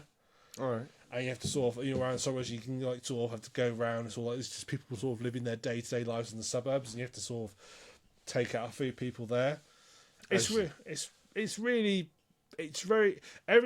every level feels very real. It feels like an actual place. I'm sure they must go to. I mean, the race. I mean, because obviously I went to a car show this year, and it felt just like that again when I was there. Because it felt like the way they got everything set up. It's like, yeah, you guys have gone to a few of these to see what they're actually like. You've not just made up and thought about it. You've actually gone to them and seen what it's actually like. So you're waiting for a bald guy to walk past you on the racetrack, and yeah. a bald guy with a barcode to turn up. Oh, look, that car's on fire. Saw a bald bloke in a suit earlier. You can set the car on fire, putting the wrong fuel in it. You can loosen the wheel nuts so the car. Now, this is why I love this one. This is classed as an accident. You loosen the wheel nuts of the car, so as soon as she goes racing up the pits, the car flips over, clearly from the wheel you've undone, flips over and crashes, and she dies. Everybody goes, well, what the fuck just happened? It's like, well, clearly someone didn't put the wheel on properly, did they? And that was me. I was like, you knew I was standing there. I was like, how is this an accident? This is like, okay, you need to stay here for. I can just walk straight out of this. No one's bothered. It's like, how am I not being saying no? You need to stay here until we do an investigation. You've just killed somebody. Well, I'm not getting arrested for manslaughter right now. You know, I'm out of here. I'm going to go buy an ice cream. Yeah. So it has got some weird upset, but honestly, it's a game which I do feel I'm going to be picking up and doing a bit. I mean, I will say, I don't know if I can play levels that much to lock them all the way up to the top level, lock up every single challenge, because I do. Is that a challenge? Come on. Come on, Ram. There's just so fucking much to do in them. Yeah, well. I say, Chris pretty much plays constantly. In fact, actually, I think I got a notification on my phone. 1 second. Oh, no, what do you know? One of them wasn't Chris. I thought that was. I thought I got a message saying that Chris had gone live. He's pretty much always streaming. Hitman. I can see why though, because it's such a fucking detailed game. So much detail. It's if there's a way to do it, you can probably figure it out. You know, if there's a way you want to finish somebody off, you can probably figure it out. There's so many layers of intricacy. I mean, the people who design these levels do a fantastic job. I don't think there's any real. There doesn't feel like any duff ones. They all feel interesting. I think they're player made. I'm sure there's player made missions too. Well, there's things called contracts where players can basically set up, pick an NPC, and say, okay, need to take this guy out. You need to wear this uniform and this method. So it'll be like, okay, kill this guy whilst wearing this uniform with this tool, and people can set those up. And so you can't. There's not so much player made levels, but player made what they call contracts. Sure. And they can do that sort of thing, which is quite cool. Okay. So it's just so many features. I mean, I've done the main bits here. There's so many other little bits and pieces in it. It's, if you like, it is a game that it's a bit of a marmot game. You have to like sort of slow paced stealth puzzle. I say puzzle games are a very good way to explain it. You have to sort of, my mother and my sister wouldn't play it. They would not enjoy it. They would not enjoy the fact that you can't just rush in. They want to just go and kill the guy. You can't do it. You have to spend your time thinking about it and working your way through it bit by bit by bit. And, okay, this uniform will get me here, but then I get to that guy there. Like I say, most of the first time it took me through them, I was spending about at least 2 hours getting through them. Some I'm sure took me longer than that. I wasn't actually timed, but I'm sure some took me longer than that. But at least a couple of hours to get through. You're getting your money's worth. Oh, definitely. Oh, yeah, definitely. And the fact that it comes with all the ones from Hitman 1 in it as well. Which is insane. Yeah. I mean, there is some DLC, which is a bit expensive, for 2 new maps. One which apparently is quite small. It's 35 quid. Ooh. Yeah, that's what I thought because I thought, there's 2 maps out here. I went to look, see how much they were. It's 35 quid. It's like, oh, that's a lot for 2 extra levels. But then again, as you said, you've only got 8% on. Yeah, I know. It just all. It feels when the a bit game rare. when you think that's nearly expensive than the main game. So, but yeah, something maybe to get on sale. Yes, that's what I thought. I'll wait for the sale when I saw. I thought I'll wait for the sale. Be soon. I was actually surprised that Hitman didn't make it to Stadia. To be honest, I was quite surprised about that one. Yeah, because it's got some contest. Because also the crowd tech. Because crowd tech is brilliant in it now. You've got crowds in it which you can blend in on. Well, the way it's a cheat because they're not all those people. All those people aren't actually people. They're like just things. Because when you look at your little minimap, it shows you NPCs. Oh, right. So they're just like random objects attached to. Yeah, they look like NPCs. They behave like NPCs, but they're not NPCs. Because you can't like knock them out or anything. You can just walk through them. Oh, sure. Okay. But they don't show up in your minimap as people. I was going to say, so they don't react. They do. They do react. They can if they still will see you do things and so forth. But they're like not full on NPCs. Okay. So it's not like you can just go in a crowd area and shoot a gun. No one's going to be bothered. They will see you and they will react to you. Okay. When I killed the guy with the car, I went in the sort of exposition room where the car was. There's dozens of these NPCs there, so all milling around looking at the exhibits. And when the car exploded, as I walked away and looked away, they were all sitting there, all staring at it in sure shock. All right. So they do react and so forth, but they're not as intelligent. You can't knock them out. You can't take their clothes. I assume you can shoot them. It's a game. I will say it's a game that's very stealth focused. It really punishes you. If you can kill people which aren't your target, as long as you make it look like an accident. If you don't, if you straight up shoot somebody or murder somebody, yeah, you lose rank very quickly. Well, you get scored at the end of a. You get scored, and you lose 20,000 points for shooting somebody. To give you an idea, most of your targets when you kill them will give you 1,000 points to 4,000 points. Sure. So you use 20,000 for killing a non-target, unless you make it look like an accident. No, I was going to say that makes sense, though, wouldn't it? Really? Yeah. It does, yeah. It's you're a hitman. You're only meant to be killing the right person, and wants to encourage you doing it that way. And I've heard a few people complain about that. It's like, well, you sort of ruined the point. That's not the point. You're meant to just. That's kind of the groove. Like if you're an assassin, Tenchu Stealth Assassins was very loose in that you could kill everyone on the map and the main target, but realistically, you'd want to get in there and kill the main guy, and no one be any the wiser. Yeah. To get the top rank, I think you basically have to just kill your targets, and no one has to notice you doing it. I would recommend people watch Chris Ware on Twitch, because he does play the game a lot, and my fucking god, he's good at it. Yeah. In my opinion, I think he's pretty good at it. He's way better than I could ever be. Some of the schemes he concocts to get rid of some of these people they're amazing.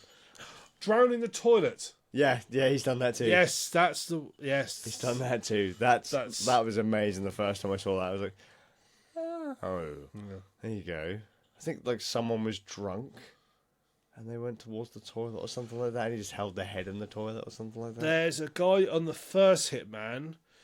In your training mission, there's this like American guy, and he goes to the bar and orders a drink. And if you get to the bar before he orders the drink, you can poison the drink that he's gonna have. Mm-hmm.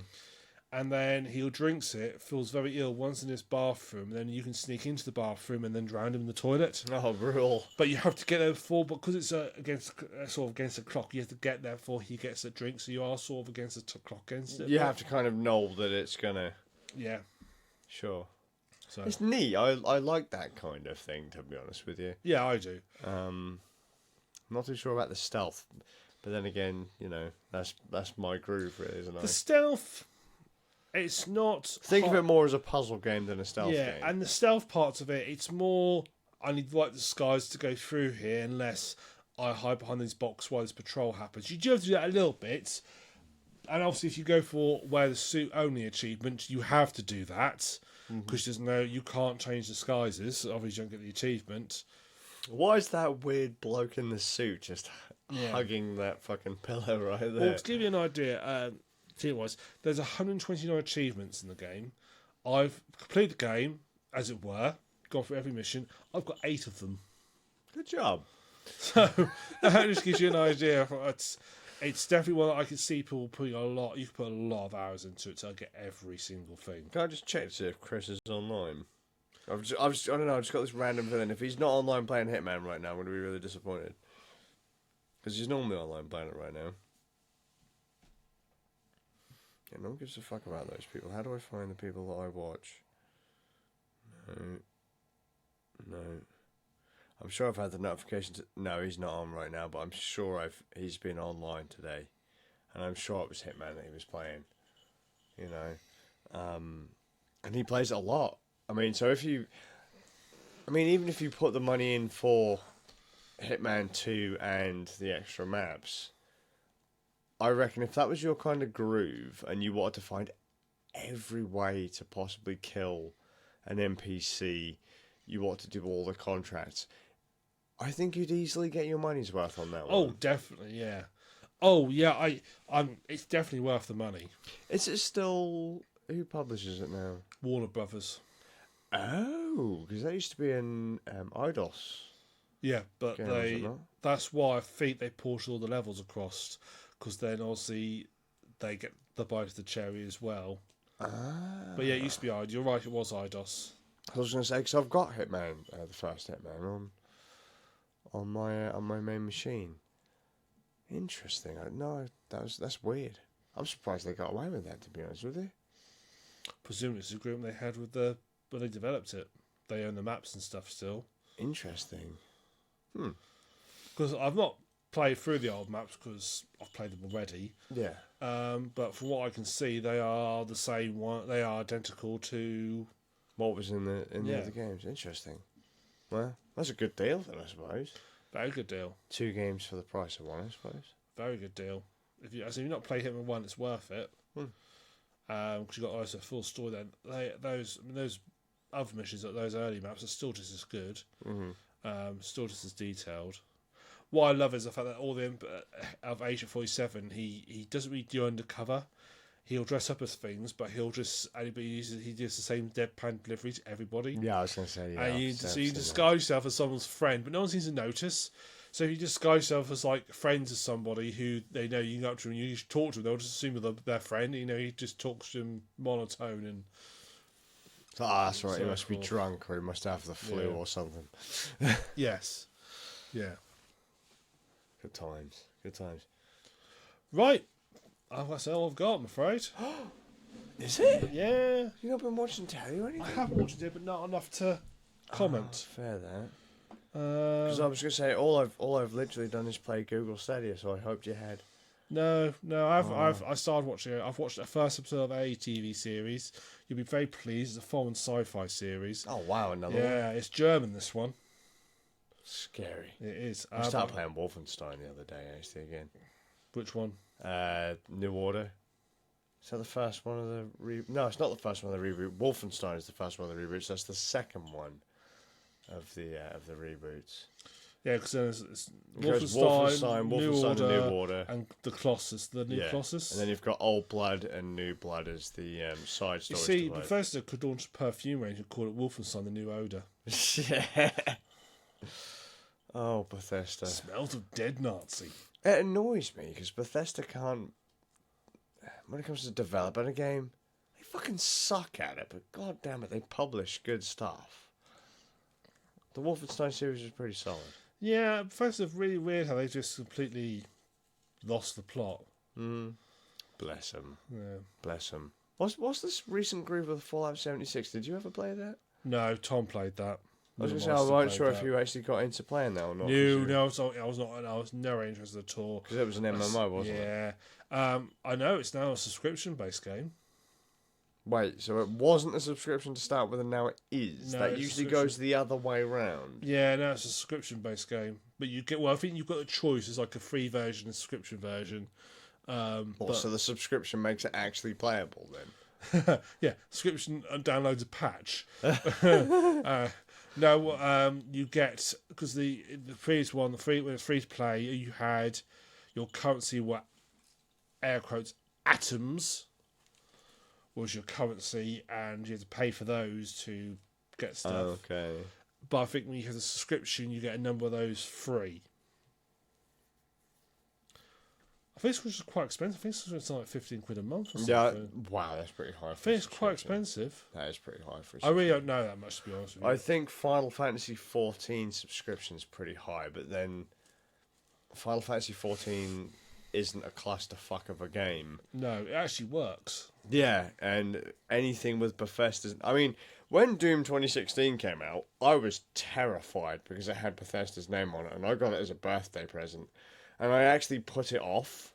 I was like, when I was actually given it, I was like, I like Doom, but I don't know if I'm going to like this because it's got Bethesda on it. Yeah. And then I played New Order because I already had that.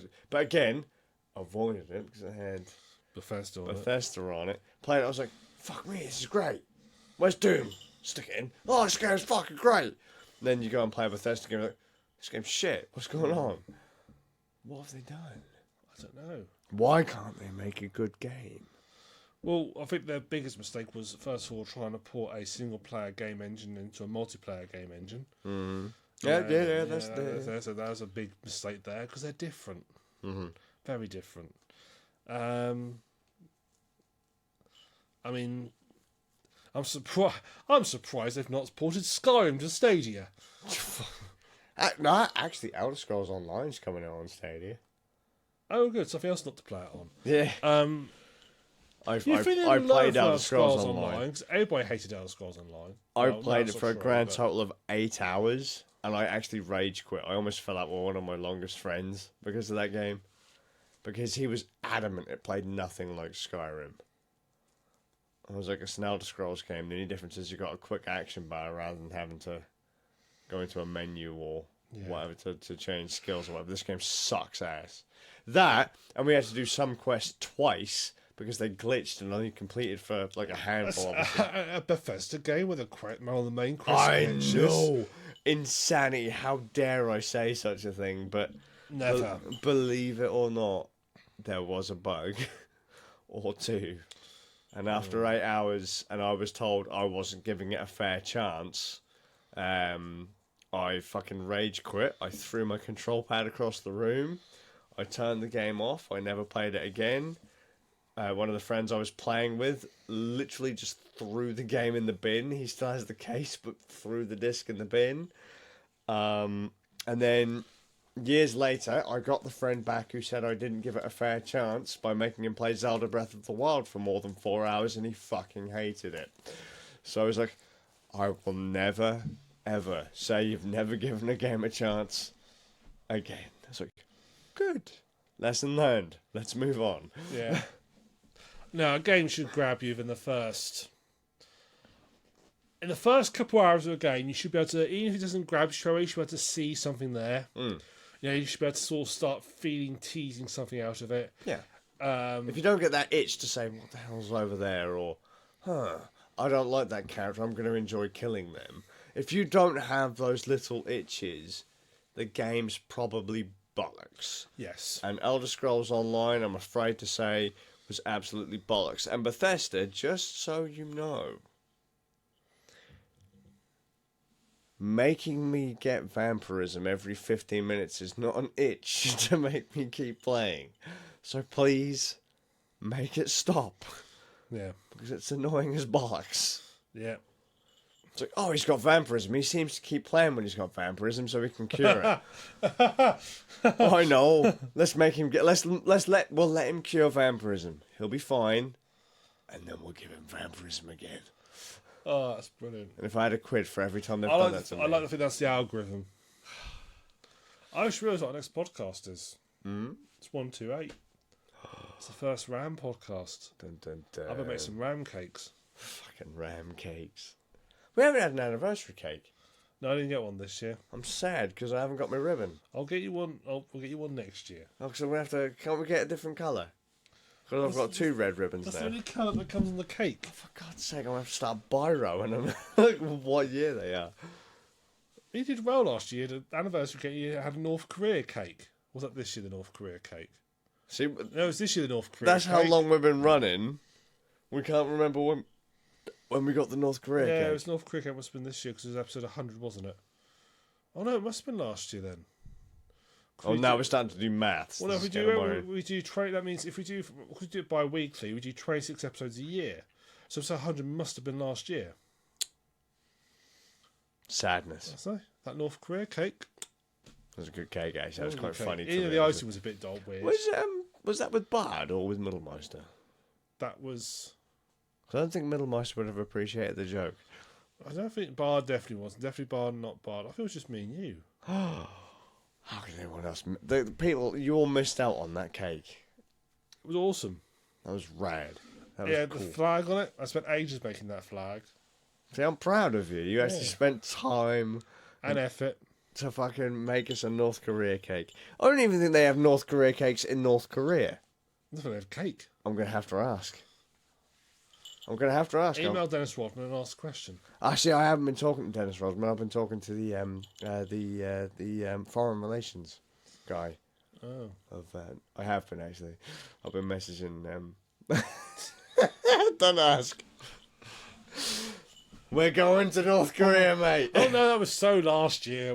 Next we're going to Chernobyl, episode 150. Yeah, we got to do it. We got to do one of these crazy things, man. I would love to go to Chernobyl. Well, then there you go. Fucking, I'll go get a passport. Yeah. I'll get nice. So you've said it now. He's starting to back out. He's saying, "I want to back out of this. I want to back out." Oh fuck I'm me. just thinking what radiation might do to you because you're scary enough as it is. I don't think I want you irradiated. Well, the scary thing is I can feel things now. So maybe if I go and get irradiated, then I won't feel again. That'd be nice. There's To a Chernobyl we go. There's a hotel in Chernobyl you can stay at. Then let's go. It might solve a few of my goddamn problems. Yeah. You have a tour around Pripyat. Just go. Let's go. Let's go. You So get look, given- this is the same kind of get area that I given a played in door- Stalker. You get all, yeah. Well, yeah, actually, yes, because they modelled Stalker off. They went there and actually properly modelled it off it. See, there you go. There you go. So what are you gonna do? We're gonna get you to cosplay. A Stalker character. So, oh my god, Yeah. Yet, that'd be great. I'm sure you get that a lot. That would be absolutely brilliant. People, you need to tune in for that episode, the Stalker episode where Ram. I could cosplay a Stalker character for the episode 150. Do it. Yeah, I will do. Fucking do it. Yeah. I Don't really, forget. I was, I really would like to do. I tell you what, I really would like to do. I'd like to do LARP. Right. But there's no around here that does it. I looked, there's just nothing around here anymore. Because I found someone who did 40k LARP. Do they do it in Norwich? There was one in Norwich, it's not there anymore from what I can tell. I'm going to message someone I know This is not on the National LARP database anyway. from back in the day, and I will ask him because he still rocks around in crazy get-ups. Well, I want to do 40k LARP. I But already the something specific. But the okay. only 40k LARP I found is up in Dundee. We'll go to Dundee then. We'll do a podcast in Dundee. Yeah, The setup's I want to mobile. go as Tal Firewall. No, Tal Pathfinder. The setup is mobile. It shall be done. It's like, fuck, I need to find a way to... I can pull off a Tal Pathfinder. He says, I need to find a way to get out of Paint this. myself blue. They got clever feet, so I could steal some hooves from the farm. Now that would be the most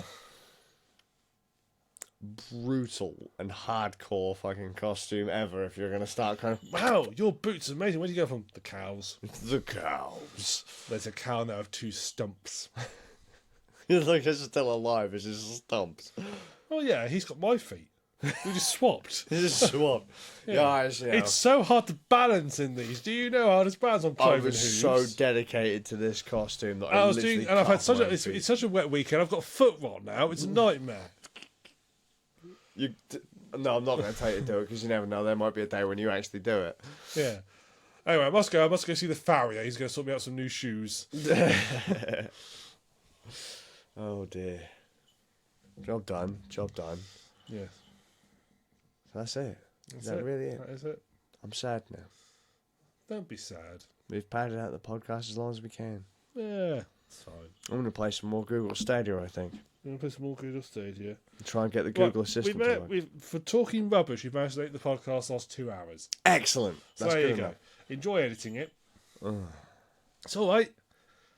Next one, penultimate Christmas podcast. Oh, And then Christmas podcast, you know what that means? oh. Tinsel I hate Christmas. and jingly bells. I hate Christmas. And then, actually, I could tell a lie. I'm not very good at lying, but I could have said, I used to love Christmas until the Rand Nerds podcast, but that would just be such...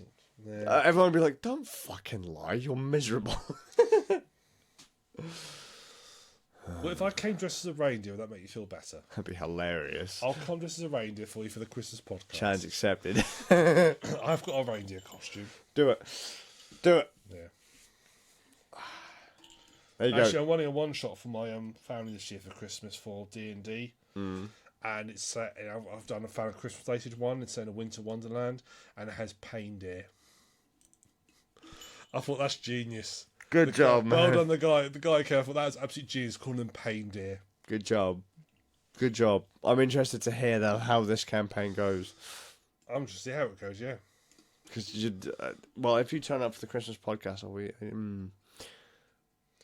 Oh no, because that'll be before you guys kill each other at the campaign. Yeah. There'll be. I'll tell you how to tell you at the new year.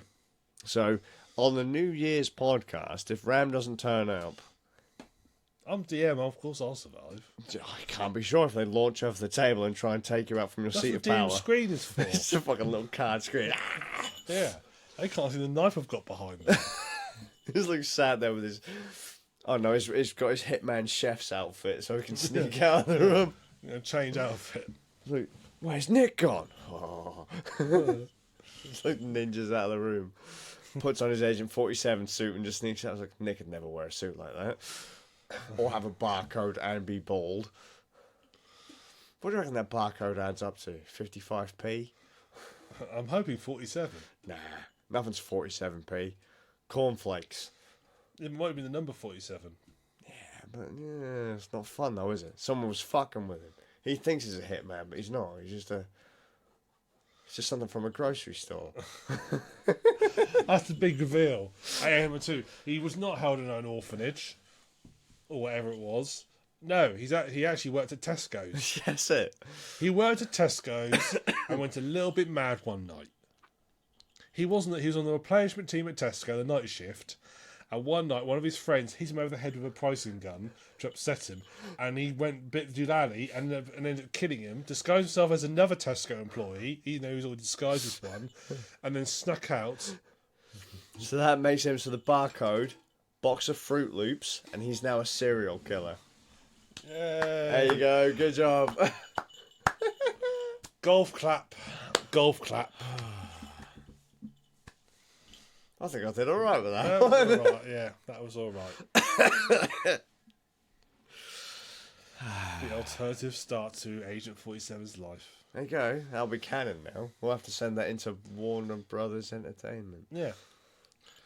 Massive twist at the end of Hitman 3. He wasn't an orphan. He worked at Tesco's. He worked at Tesco's and then they shut the store, so he flipped his shit. Yeah. Good job. I'm proud of you. Excellent. 2-hour podcast. Actually, he looks a bit like a store manager now I think about it, with his bald head. He's not fat enough. No, store managers are quite thin in my experience, the ones I've worked with. Oh no, not the ones that I know. No, that's not they're usually quite these fucking like tubby ass like I dictator. know kind of a tubby store manager, but most of mine are quite thin. I just wish you could, drown him in a toilet, Well, poison his some of food, them I've worked with, I wish. drop a chandelier on his head. Drop a tin of beans on their head. Fucking put the fucking high octane fuel in his car and watch him set fire. Yeah. Oh, hang on. Oh! Oh! Breaking news! No. Breaking news! No, Chris Ware just went live. Podcast Chronicle 11. He's let me down. I thought it was going to be Hitman. Chris, how could you? There you go. So if anyone's wondering what them random vibrations were, it was my phone because I forgot to put it on sleep mode. Anyway, shall we end this? Yes. So thank you for watching of the Suffolk Ram. Scazius. Join us again for episode 128, the Ram episode, as in Ram and computer Ram, not as in sheep, which is Suffolk Ram, which is what I'm named after, not computer 256 after that for the next Ram episode. Yep, and then 512, and then 1024. God, it's going to be so long away. Well, let's see, we do 26 episodes a year. So to get to episode 124, we would need to 124? do 1024, sorry. 26, 1026 is 260, so about 30 years away. Yes, we'll still be alive. Well, you might still be alive by then. I'll be nearly retired by that point. You'll never get retirement. Don't talk bollocks. Retirement age by the time we get to that episode will be like 105. Yeah. I hope with augmentation by then. Yeah, don't bet on it, mate. Yeah. Not for you. Not for podcasting. I want a cyber eye. Yeah, I don't know. Yeah. I don't know. They'll probably just give you like plastic surgery to make it look like you do now. They won't be able to give you any. They won't be able, no fancy bionic stuff. So John's been listening to too much of the Warhammer audio books. Oh, It's like God. it sounds so. It's like, oh yeah, he's got his massive, like fully like versed augmented prosthetics. Like that sounds quite cool, actually. Yeah. When you Yeah. said prosthetic, for some reason my mind went robotic prostate. I was like, where the You hell might did have. that go? You might have a robotic prostate. You don't know. Anyway, join us episode 128 on the 7th of December. Marvellous. So I think it's it's the 7th of December. You sure? Yes, I am. I'm sure. Well, I am 92% positive. So you're not 92% negative then? No, 90% positive, only 8% negative. Oh, okay. And then after that, you can join us on our Christmas episode. Oh, evening, Zaber. Zaber, we're now going. We're now finished. And then you can join us on our Christmas episode, which will be on the 21st of December this year. Hopefully I release them reasonably quickly. Yes. We'll make sure we're on time for Or I might forget. I'm waiting wait a fortnight. Hey, look, the Christmas episode's the New Year's episode. Yeah. I usually release the Christmas podcast on Christmas Eve. He traditionally releases the Christmas episode about 6 months late because he's drunk. No, I'm Stuffed full of turkey and good cheer. As soon as you transfer across, Well, I'll have to make sure that I'm not drunk and full of Christmas good cheer. That's why we do it early. Oh shit! How could you do so? Shut up! Rewind! Quick, cancel the stream. Close. No, stop it! No one heard that. Stop it now. Bye. Bye.